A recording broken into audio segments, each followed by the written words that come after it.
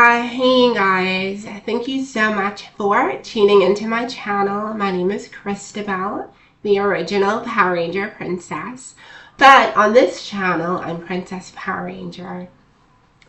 So, I wanted to make a video talking about why I left Thailand and to just address some of the things that have happened.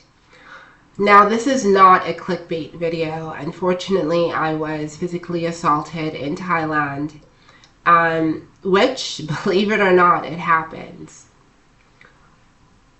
So I moved to Thailand in the year 2023. I moved on the 15th of October, 2023, and I was so excited, to live in a country that I believed was trans accepting, that I believed was liberal.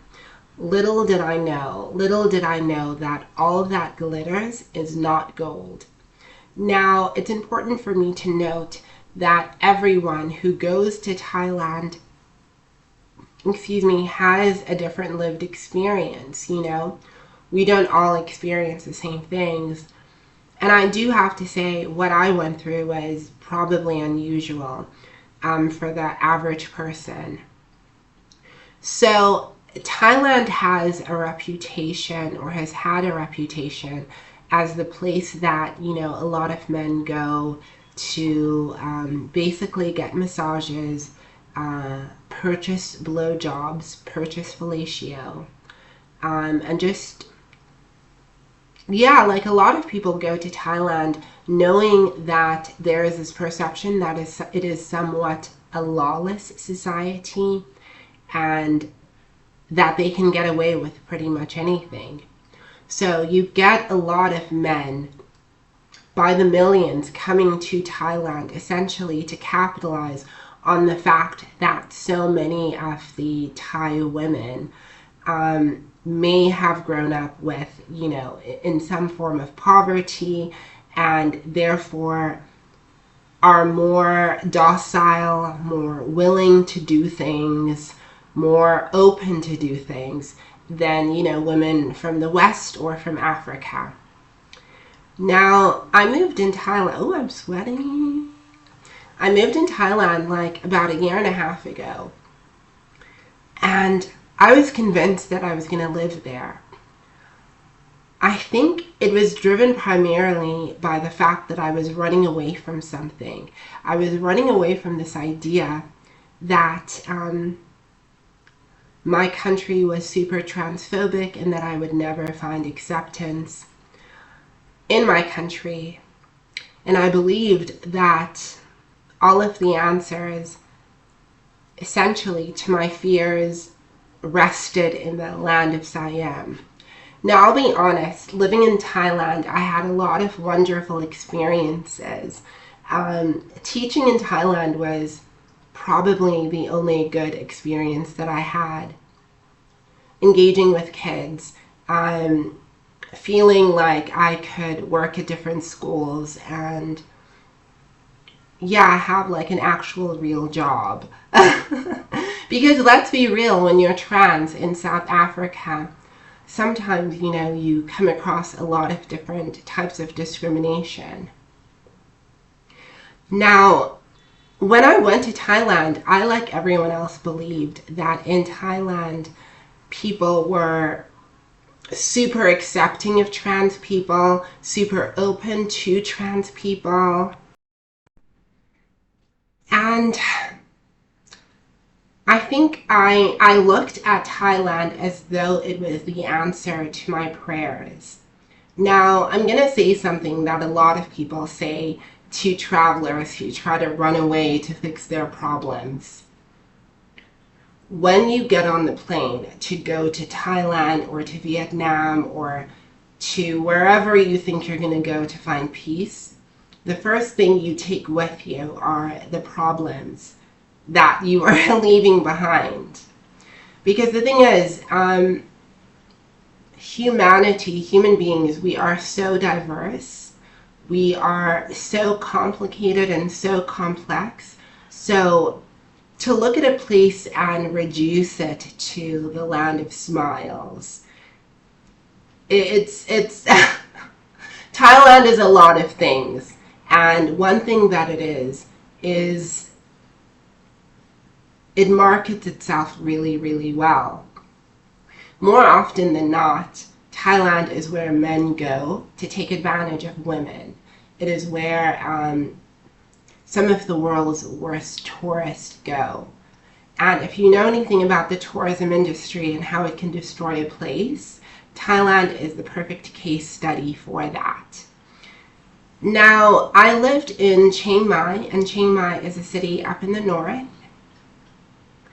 And I remember when I went to Chiang Mai, like, it's known as this sort of Buddhist kind of like carefree, kind of like, you know, like eccentric city. So I was excited to live there, but the reality of being there was anything but good.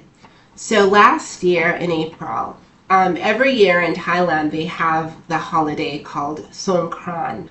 Songkran is basically the Buddhist New Year. And essentially it is the biggest water fight on the planet. I mean, whenever people talk about going to Songkran, to Thailand, they often talk about experiencing Songkran and being part of the craziness. Essentially, what happens during Songkran is that people have their water bottles and you just splash people with water. And I think the idea is that you're washing away last year, you're washing away everything bad from last year. Now, yes, it has Buddhist origins, and it certainly is tied into the religion and in the culture, but the reality is it's been so marketed. And in the year 2025, the majority of people are not spiritual like that. Even in Thailand, there's often this kind of performative sense of Buddhism. And I learned that the hard way. Essentially what happened was, I think it was on the second or the third day of Songkran, I was walking to this sort of like weed bar where I would hang out with these two guys that I was trying to be friends with. Now, during Songkran, a lot of people get drunk, a lot of people take illicit substances, and I'm not talking weed. I'm talking other things. It's just, it falls out the windows like how apples fall off trees. So during a lot of the parties or the holidays in Thailand, there are a lot of tourists that are intoxicated and that are high out their mind. I mean, I was going to a weed bar to go get some marijuana, so I'm not gonna act as though I was any better. But I certainly was not doing anything illegal, and I certainly was not putting my hands on anyone. So I'm walking, right? And I'm walking, and there was a group of Thai women, and they were with, a white man, a palm-colored man, who was probably in his 50s, early 50s or late 40s. He was, I'm not going to say stocky, the dude was fat. He was some fat, pasty-skinned man with all of these Thai women around him. Now, I'm walking past them, and some of the women, they throw water at me. And obviously I move out the way, it hits me. But I jump out the way and I sort of laugh. As I jumped out the way, I didn't realize it, but I jumped away from them and suddenly was in closer proximity to this man. Now in Thailand, I would stick out like a sore thumb because I'm a black female, right? This guy immediately, he picked me up from my feet. All I remember was being lifted up and looking at him. And I think in situations like that, when you don't know what's going to happen, you kind of freeze. Or at least I used to be the type of person when I would encounter any type of violence or any type of weirdness, I would just freeze. Um,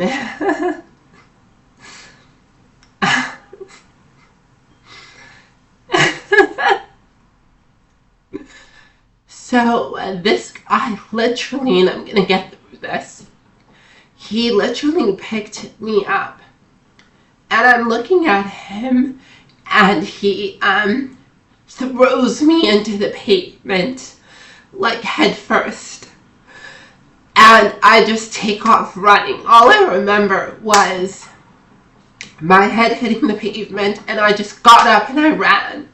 I ran in the opposite direction. I didn't wait to ask any questions. Sorry, I needed to get myself together. I didn't run, I didn't stop to ask any questions. I just took off running because that was the only thing I knew how to do. I think it took me about a week to sort of make sense of what had just happened. Now, listen, I've been beat up before in South Africa. I've had people try to throw me off bridges. I've stared down, a loaded gun before. I've been punched. A lot of different things have happened to me. So I've experienced, violence. I can handle it. I shouldn't have to, but I mean, I'm really resilient.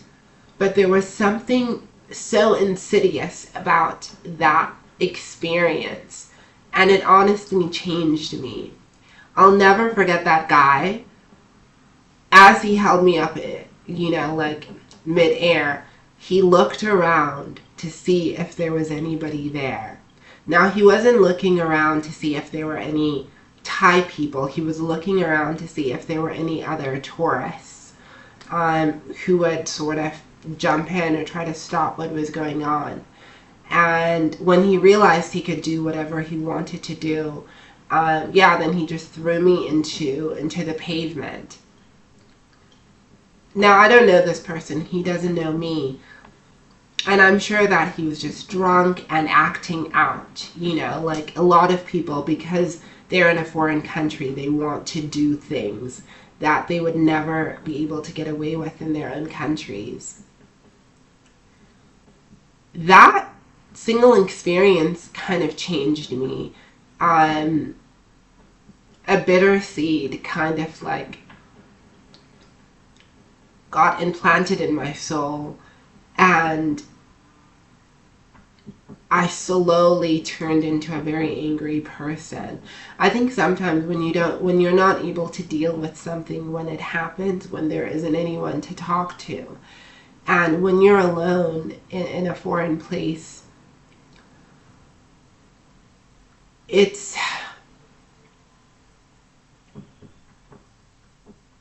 I don't know, you don't even believe it yourself. You don't believe that, the world can be so cruel or so jacked up or messed up.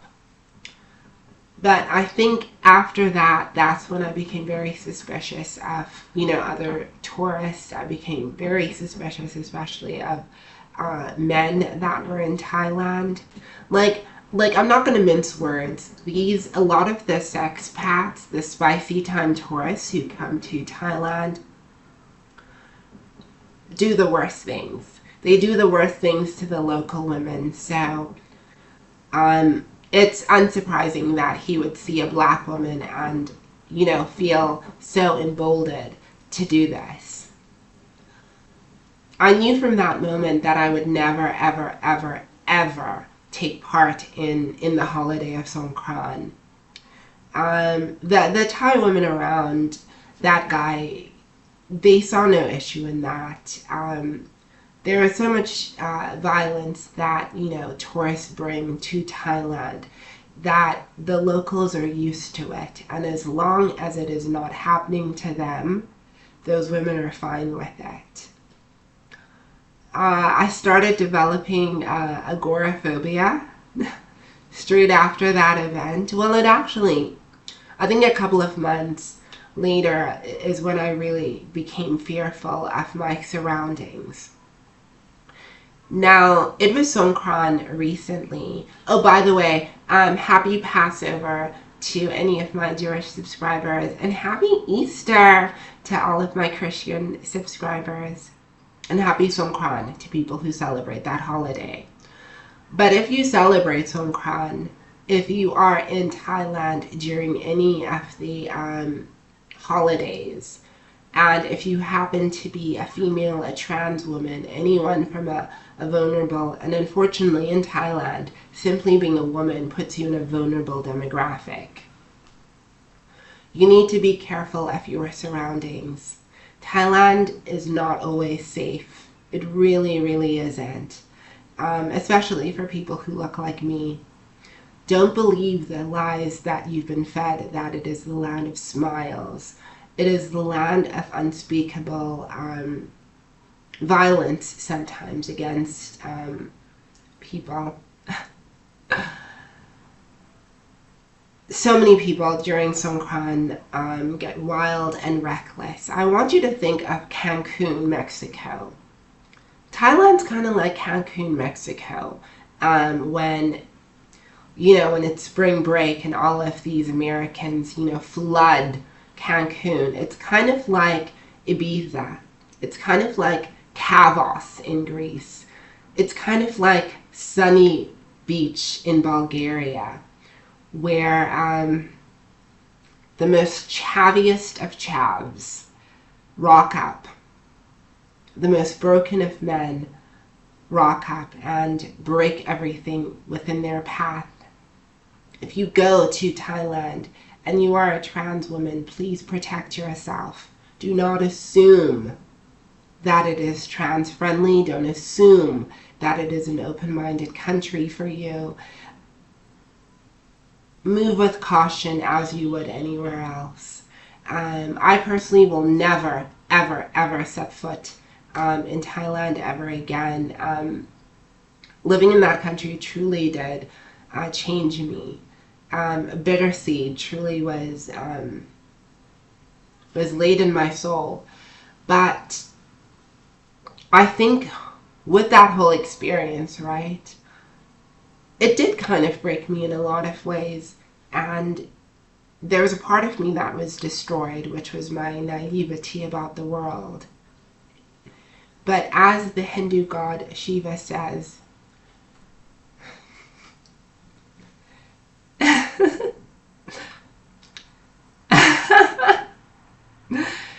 it is through your destruction that new ingredients